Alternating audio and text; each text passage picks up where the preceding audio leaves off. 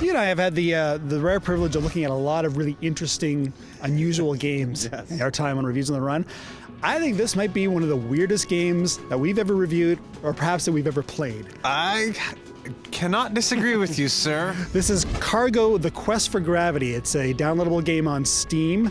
It really is a bizarre mix of a bunch of bizarre different gameplay elements with a bizarre backstory full of bizarre characters. You are one of two humans who sort of left on the world. You are Phlox, who is basically an engineer, and you sort of land on an island where you find the buddies, who are... Naked Steve Tilley. Our finest, most important minds came to greet our honored guests. Now, buddies, I would describe them as sort of being little mini naked Vern Troyers, but... I saw this game is populated with naked Steve Tilleys, or midget naked Steve Tilleys everywhere.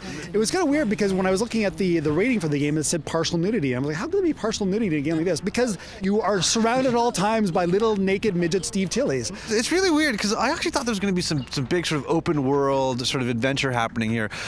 But no, the whole point of the game is basically you have to make the buddies happy. Yeah, so fun. Fun is the currency of the world. Fun is the currency of the world. So the two ways of doing that is one, kicking them in the arse, which, you know, actually is part of my dreams, kicking a mini naked Steve Tilley in the butt. Just for the record, that is not fun to me, so please don't kick me in the arse. Or you have to basically put these sort of lifesaver rings on your vehicles and ride around and have the buddies sort of catch onto them and they sort of explode into amounts of fun. I mean, just trying to describe it is almost pointless. I mean, it is very obtuse. I mean, because it's a Steam game, there's not a lot of built-in documentation.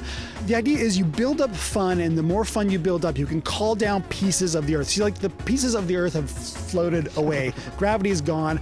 There are these weird talking head gods that are bickering amongst themselves. And the more fun you earn, the more pieces of the Earth you can bring down, and those sort of open up new levels. It really is full of all kinds of bizarre gameplay elements and really weird humor. I mean, I don't mind that it's weird, but I need to know what's going on. For $20? It is a little pricey for a Steam game, you're right. You know, I mean, it's probably got about sort of 5 or 6 hours of gameplay if you can sort of last that long. It really is a little bit like Banjo-Kazooie. It's kind of like Beyond Good and Evil meets Banjo-Kazooie meets something Peter Molyneux would dream up. It's weird, it's cool, it's creative, not the most polished game and not the easiest game to get into. But I think it will develop a cult following. So what are you going to give Cargo: The Quest for Gravity? For me, I think this is a 6.5. I think it's a 7 for me.